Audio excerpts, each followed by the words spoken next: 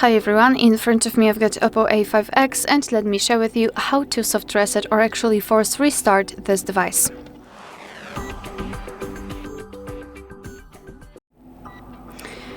So this operation will be useful if for some reason your device stopped working properly and it does not respond to your touches.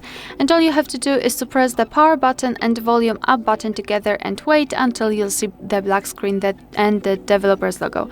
So let me try to do it. Let me press both of those buttons, and here we've got this restart option, but let's pretend that we cannot tap on this ball and do anything. So keep pressing both of those buttons simultaneously all the time. We've got a black screen, which is a really good sign. Now we've got the developer's logo, which means that we just successfully soft reset this device. Alright, so that will be all. Thank you so much for watching. Please hit the subscribe button and leave the thumbs up.